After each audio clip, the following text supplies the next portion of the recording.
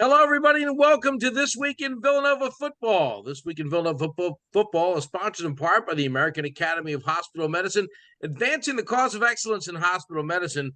Studio 042, Super Business Printer Studio 042.com, and by Athletes Squared, a platform that lowers the cost of youth sports training and empowers all college athletes to monetize their name, image, and likeness.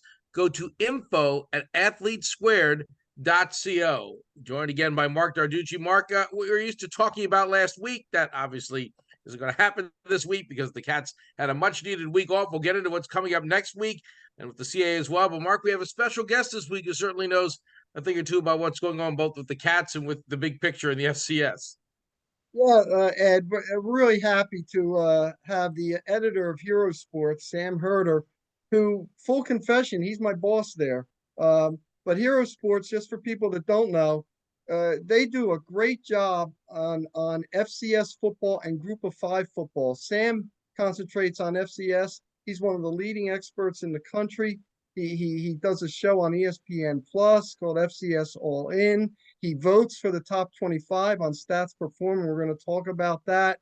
And there are very few people in this country that know more about FCS football than Sam. Sam, it's great to have you on here. And first of all, I want to ask you about your top 25 today that you voted on. You have three teams from the CAA. You have Delaware 8, you have U Albany 16, and Villanova 20. How about talking about that first? Yeah, I appreciate you having me on, and appreciate the intro. And yeah, the top 25 out yesterday. I published it for today's FCS top 25. And yeah, I think the biggest mover for me, as far as just focused on the CAA here, is probably Delaware. I had them in my teens last week, but kind of just recalibrated a little bit with the Blue Hens, seeing what they're doing. I mean, Hampton is obviously not very good, but Delaware still took it to them without their starting quarterback. And so that kind of made me reevaluate Delaware to put them in my top 10. And then, yeah, Villanova is in there. Albany is in there as well. There's some other teams like William and Mary was in my top 25. They got bumped out. I think New Hampshire is pretty close to being in my top 25. Richmond is putting together a strong season so far in conference play. So there's a lot of rankable CAA teams. And I know we're going to talk about the playoffs too. There's a lot of playoff potential teams out of the CAA as well. Well, Sam, for people that don't know, there are 24 playoff teams, FCS playoff teams. You've had defending champion South Dakota State number one throughout the season, and it seems like it's number one. Is it by a wide margin?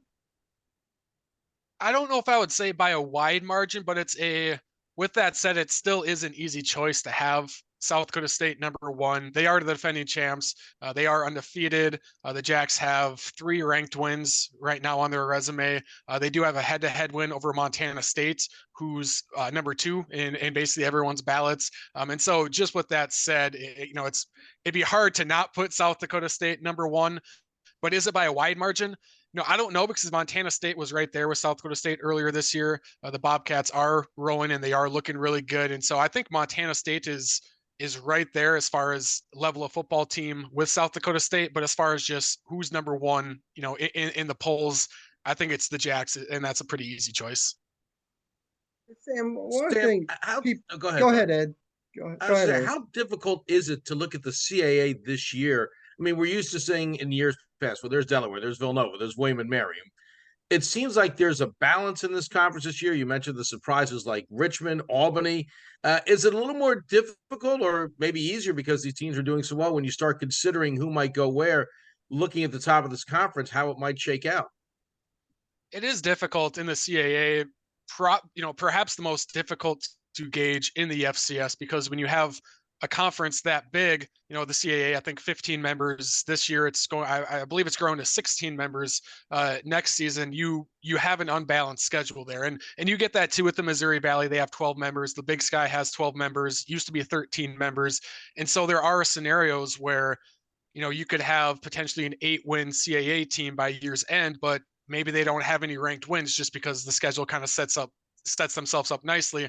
Meanwhile, on the flip side, like I think New Hampshire is good, but they also have a couple of losses in there, and they have maybe a more difficult schedule, and so it is tough to gauge in that aspect. There's also, I think teams are so evenly matched, but you also, I mean, I had high expectations for William and Mary this year. They've since dropped back. Then you have U Albany, who's had a really great season. There, that was kind of unexpected, and so does that is does that mean the CAA is not as good as we thought, or does that mean it was better that we than we originally thought in the preseason because William and Mary has had a couple of losses? I mean, they just lost to Towson, and Towson is 3-4 now, and so I think top to bottom, very level playing field in the CAA for the most part. I also think the other thing too is with the loss of James Madison, that does make it a little bit more tough to gauge because in the past, if the number 2 team in the CAA lost to James Madison by a touchdown, and James Madison was number 2 in the country, that would tell us, okay, Delaware gave James Madison a game. That must mean Delaware is really, really good. The CAA is kind of doesn't really have that top tier team right now. I think Delaware is close to it, but just again, when we're trying to gauge where teams are at, when you don't have a team like James Madison to kind of bring up the conference, I think that does make it a little bit more difficult overall, just to try to gauge, how does the third best team in the CAA stack up against the third best team in the SoCon? Sometimes that can be really tough to decipher. Sam, we talk about in Group of 5 schools and Power 5 schools and all the movement in college football. Is it going to get stable, or are we going to see more FCS schools try to move up? Can you forecast that at all, or what kind of feeling do you get about that? Yeah, it's tough to say. Of course, that is kind of dependent on the FBS. Unless you're Liberty and you have a ton of money and you threaten to Yeah. sue, you usually need a conference invite to go from FCS to FBS. And I just don't know how many more conference invites there are going to be out there, coming down coming up. That usually starts with the Power 5, what they do, and then that trickles down to the Group of 5, and then they move things around, and then that trickles down to the FCS.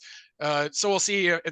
Does the Power 5 break off? What exactly happens there? But as we sit right now, the only movement I can see in the next 2 years is Conference USA. They might choose to add 1 or 2 more FCS teams just to stabilize. Would they look at a Delaware? Maybe. I'm not sure that regionally that doesn't really fit, or they might look at like an Eastern Kentucky or a Tarleton State, a Stephen F. Austin. So those are potential moves that we could see in the next couple of years. But as far as 6 more FCS teams move into the FBS in the next 2 years, I doubt that happens unless all heck breaks loose at the Power 5 level again, which you never know, that could happen. But we need to see that happen first before we see a ton more FCS teams moving up, in my opinion. Sam, Villanova is a team with a lot of 6th-year players, 5th-year players, 6th-year players. You see that all across FCS because of the COVID, the extra year, and all that. Are we seeing more experienced players now in FCS? Yeah, there's a lot of teams that have 6-year seniors, and really we've seen that. Obviously, COVID and the 3-year of eligibility. That is why there are so many 6-year seniors, but we've seen it. I mean, 2021 fall, there was a ton of 6-year seniors. 2022 last year, there's a lot of 6-year seniors, and we're still seeing a lot of these 6-year seniors, sticking around, and we'll probably get it for 1 or 2 more years, just based off of the eligibility years. And so you are seeing a lot of experienced teams. Villanova is one. I think like South Dakota State, going back to the number 1 team, they had a number of All-American level guys choose to come back for their 6 years after winning the national title, and so that's why the Jacks are so good this year. And they're, I mean, even like a team like NDSU, they have a lot of 6-year seniors, and so you're just seeing a lot of veteran players in the FCS right now. Are you seeing a lot of FCS players jumping up to Power 5 schools? I mean, I know that's where Washington State got its quarterback. But do you see a lot of that happening? Has that been happening? I know you keep track of it very closely. Yeah, it's been happening. It's kind of, context is important because it seems like there's a ton of FCS to FBS transfers. It's more FCS to G5 than FCS to Power 5, although there are still, plenty of FCS to Power 5.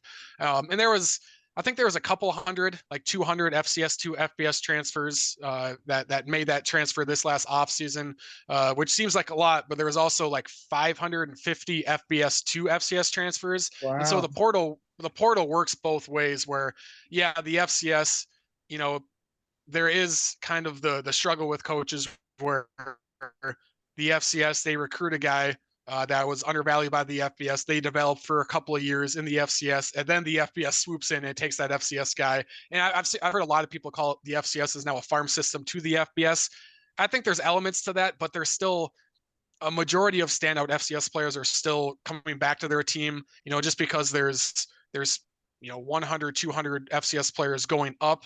Not all of those FCS players were all conference level players, which is kind of surprising, but it's not like anytime an FCS player gets good, he's always going to go to the FBS. That's not happening. And the FCS has utilized the transfer portal just as much, bringing down, FBS guys that it's not panning out for them for whatever reason at the FBS level. And there's a lot of, hundreds of impact guys coming from the FBS that are now making impacts for their new FCS team. Quickly about Villanova. Yeah, obviously, they're in a very good position right now, 5-1 against FCS teams. Obviously, a bounce back from last year. They've got 4 games left. They've got Stonybrook, we know, struggled. We'd say Townsend looks like a game they should win, but we know what happened last week. There's New Hampshire, of course. There's Delaware. You mentioned those head-to-head matchups with teams against other teams that are considered with a higher status. How important, particularly, are the New Hampshire and Delaware games for Villanova as things head down the stretch and things start to shake up a little bit? Yeah, those two are huge. And Villanova is in a good spot right now with 5 wins. Usually 7 wins, 7 D1 wins gets you in a legit conversation to make the playoffs. You can make it in with 6 Division 1 wins into the playoffs, but that is pretty rare when that happens. And so once you hit 7 wins, the playoff committee, really looks at you and what you've done. That's usually the magic mark to hit. That doesn't mean you're going to make the playoffs at 7 wins, but at least gets you in the conversation. And there's going to be, just looking at records now and projecting ahead, there's going to be a lot of 7-win teams on the playoff bubble. And so for Nova, I really circle that New Hampshire game in a few weeks because, yeah, Stonybrook, again, the CAA is anything can happen. It's so difficult, as we've seen Towson beating William and Mary, but Stonybrook and Towson, those should be wins for Villanova. So that's 7 wins right there. And then New Hampshire, going there is going to be a difficult game. And like I said, I think New Hampshire could be in that 7-win range by year's end. So if Nova goes there, gets a win, that's already 8 wins. And you're probably in the playoffs no matter what happens in that Delaware game. Now you beat Delaware, and all of a sudden we're talking about a potential C because Delaware is probably still going to be ranked, in the top 10. But I think you win the next 3 for Villanova and you're probably comfortably in. You lose to New Hampshire, you lose to Delaware, both road games, all of a sudden, 7-4, you lost to New Hampshire. New Hampshire's also on the bubble. Albany's probably going to be right there on the bubble. Those are head-to-head losses that could hurt Nova. 7-4, I think, would be difficult for Nova to get in just based off of those losses. Sam, Villanova around here, Villanova, Delaware is like a huge rivalry, but Mm-hmm. you follow FCS so closely. What are some of the huge rivalries that you have out there in FCS? Yeah, that's one of them that you mentioned. But also that week, there's the Brawl of the Wild, which is Montana State. That is probably the most fierce rivalry in the FCS, just because, of course, East Coast, there's a lot of, there's a lot of Division I football teams. There's a lot of NFL teams. Well, in Montana and Montana State they're basically the NFL teams for fans in those states. And you're either a Grizz or you're a Bobcat. And so when those two play, that one gets, very, very, very, very fierce. I think NDSU South Dakota State, that's turned into one of the better rivalries as well.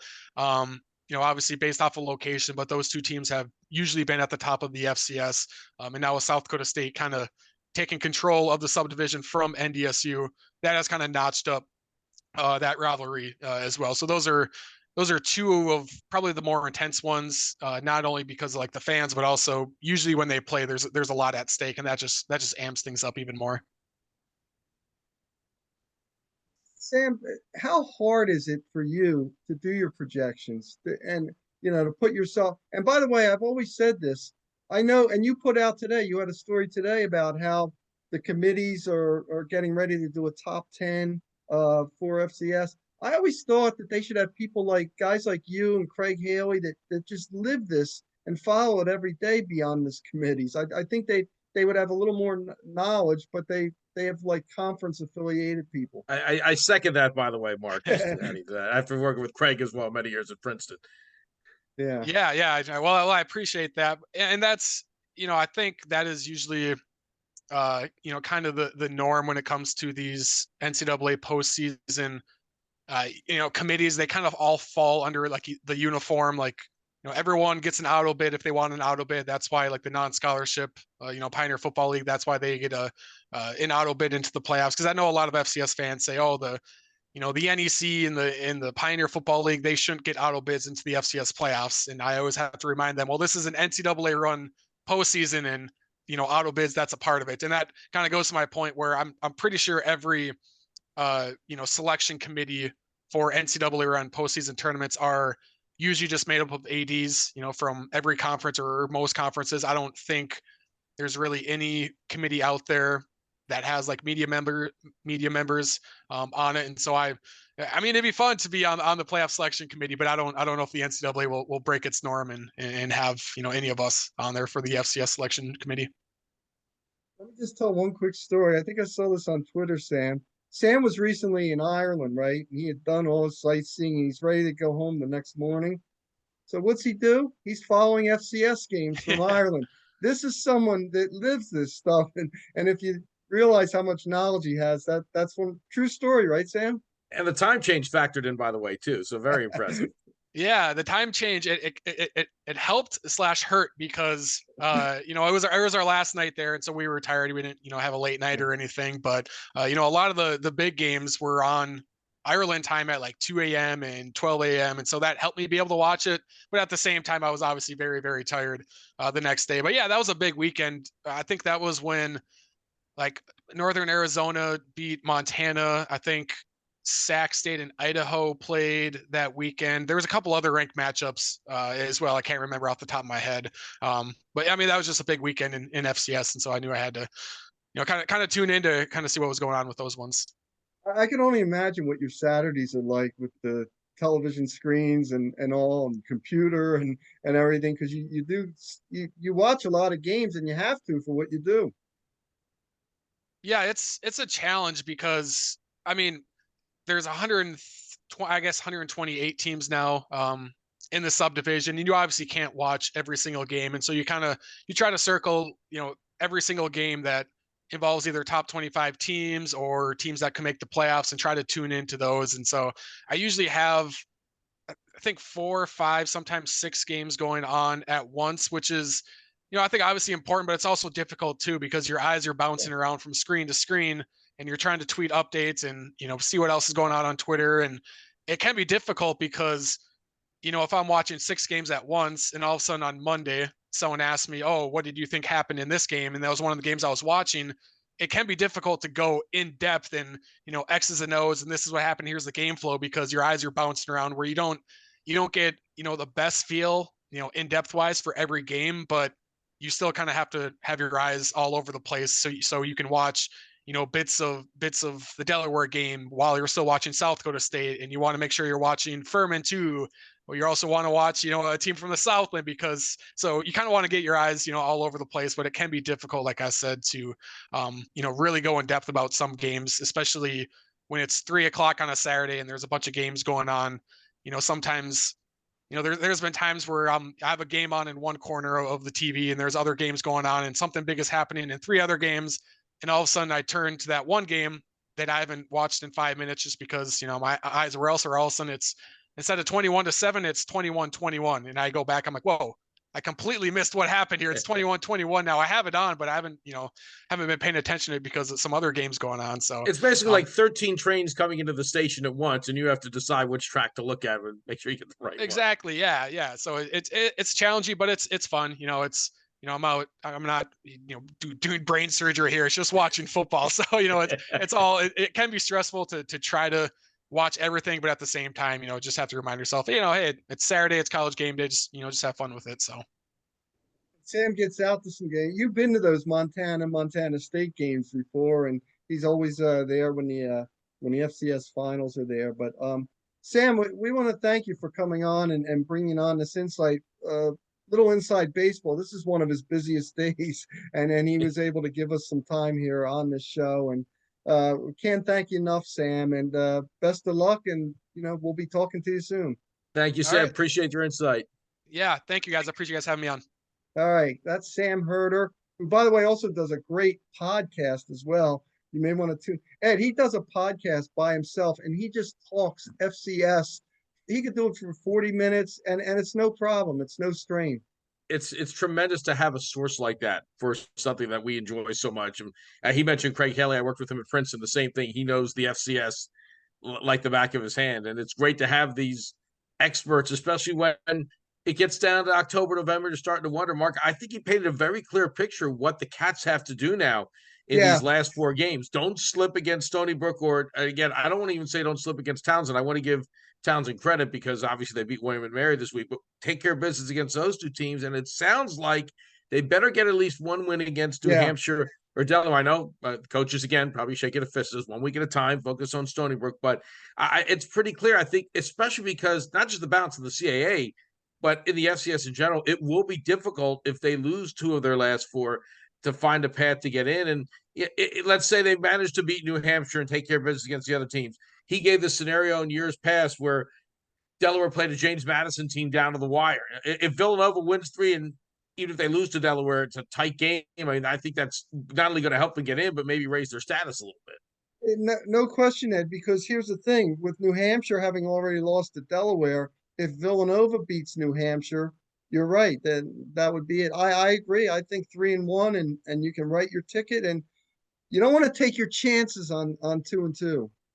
Yeah, and I think maybe it would be good for the Villanova coaching staff to post that Townsend, William, and Mary score, not this week because they have to focus on Stony Brook, but in a couple of weeks, especially if they're able to get a win against New Hampshire, and just remind them, hey, you've got that little gap, Mark. You've got New Hampshire. If the Cats can pull that win off, and again, that's going to be tough, especially going on the road.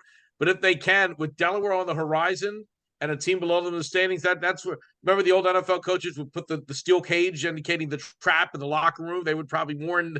Yeah, I think the staff would have to be on alert that, hey, you got to focus 1 week at a time. So, hey, for us, it makes for a fun stretch drive, and the fact that the Cats are 5-1 in FCS play, 5-2 overall, they put themselves in a good position. It makes these last 4 weeks a lot of fun, and in a year where a lot of the favorites and some of the top teams have toppled, to be where Villanova is right now, I think they have to be very happy. Yeah, they definitely do. And they're, by the way, they're going to treat Stony Brook like the Kansas City Chiefs. Mark Ferrani was talking about them today and this and that, and he doesn't want to hear this 0-7 and all this stuff. They can't afford to. But my thing is, Ed, I think they really have to put them out early. I really do. Here's a stat: Stony Brook has been outscored 65-10 in the first quarter. And the Cats, when they've won this year, have had fast starts. In fact, the Seawolves are only averaging 14.5 points per game scoring and giving up an average of over 35. They've given up 17 sacks. Could be a good week for the Villanova front 7 to make some noise. And they've also committed 16 turnovers, 8 interceptions, 8 fumbles. So it's a balanced turnover situation. Again, it's right there for Villanova for the taking to get that quick start. And again, we know how deep they are. And they're coming off a bye week, but hey, keep some players fresh in the fourth quarter. Get ready for New Hampshire. There's a lot to be said about this game. The Cats are expected to win, and that's the bottom line. And I guarantee you that if you tell the coaches you could walk away right now with a 17-10 win, they'll take it. But the reality is, if they can win this one a little more comfortably, that it gives them a chance to kind of get where they need to be, feel like they're in the right frame of mind going to New Hampshire. Yeah, no question about it, Ed. Yeah, no question. By the way, Casey Case is the quarterback for this Stony Brook team. He's 6'6", 220. He's a transfer from Buffalo, so he was at the FBS level, and he's a guy that he's only completed 55% of his passes, 9 touchdowns, 8 interceptions. So he's a guy they like. I talked to the coach today, Chuck Fiore. They really like him. And by the way, even though he's a graduate student, he has 2 more years of eligibility remaining. Um, but he's a guy that has a big arm, so he's someone that they're going to have to contend with. Yes, you mentioned those 9 touchdown passes, and it seems like every week when we're analyzing an opponent, they have a pretty good linebacker. Despite the Seawolves struggles, they have a good one in Adrian Kaler, 61 tackles on the season. Certainly, I think the Cats will try to run away from him as much as they can coming up this week. Yeah. But this is a great example where you go in and it's like I like the comparison. They're going to treat these guys like the Kansas City Chiefs with respect to Casey. Casey's not Patrick Mahomes, but they're going to certainly respect their opponent. It's the old any given Sunday in this conference. Just ask William and Mary against Townsend this week. So, again, I think on the other side of that, we've been talking about these warning signs flashing. Villanova's done a pretty good job, and this is a credit to Marc Ferrante and company, of staying focused, being focused into a game. That's why they've gotten off to fast starts. I mean, the Rhode Island game was a great example of that, other than the Albany hiccup, which, hey, it's tough to go unbeaten in this conference. They lost to a good team. They've been prepared for the start. They've been focused for the start. And there haven't been too many games, Mark, this year where we said, well, there's a team Villanova should have beaten easily, but, geez, it was 14-14 in the fourth quarter. They've done what they needed to do against teams like this so far. Yeah, they have. Ed, I got to mention one more guy on Stonybrook. Anthony Johnson, a redshirt freshman receiver, 39 receptions, 537 yards, and 2 TDs. And you and I are South Jersey guys. He's from Burlington Township. That's a town you know pretty well. He played for. In fact, I may be in it. That's maybe where our studios are here right now. But yes, a pretty good program there, as we know, at Burlington Township High School. So, yeah, he is Casey Case's top target. He'll be someone to keep an eye on. And Mark, you look at this conference. We kind of went over a little bit with Sam. We mentioned Delaware staying unbeaten in the Townsend win. That Albany game, Albany with another win over Rhode Island, the team that we all thought was pretty darn good during the year, and Albany beats them after Villanova had beaten them. In the kind of show me on both sides, Elon knocks off Monmouth this week. And I know it was and North Carolina A&T, those Richmond Spiders just keep piling up wins too. What a year in the conference. Yeah, Sam had mentioned Richmond too. So, and he took note. And the fact that he has Albany ranked 16th, that shows you how much respect Albany has so far. Obviously, the one CAA team to beat Villanova. Well, Mark, been an eventful bye week. I know it's strange for the Cats to have a Saturday off and do some scoreboard watching. They were able to do that with Sam, certainly. Now they have a chance to get to the stretch drive here. They've got 1 of 4 parts. They have to take care of business this week, Mark. It's a big game now. Why? Every game's a big game at this point of the season. As you alluded to, that Albany loss may not hurt them so much in the resume. It'll be a game that hopefully the Wildcats will do what they need to do this week, and then we could start talking about New Hampshire, which is one of those marquee games towards the end of the year. It should be a lot of fun next week. One last thing, Ed. Losing to Stonybrook would be worse than beating New Hampshire. You know what I'm saying? So either way, I don't expect Villanova to overlook. Marc Ferrante said today they had a really good bye week. It came at a good time. It came at a good time of the season. I think they're ready. He says he thinks D. Will Barley, who missed last game, the great running back, who has over 2,000 career yards, he figures he thinks he's going to be ready again. So they're pretty healthy at this point of the season. So we'll see. Should be a great week. They're healthy and deep. Step 1 of 4 to end the season. Cats with a game this week, and then a big road trip to New Hampshire. Mark, should be a lot of fun. Been another fun week this week, and now they get back into the grind, do the Cats. Yeah, thank you, Ed. And we got, again, thanks to Sam Herder of herosports.com. You like to try reading that. There's tremendous FCS coverage and also Group of 5 coverage. And we thank Sam for sharing his insight. We'll talk to everybody next week.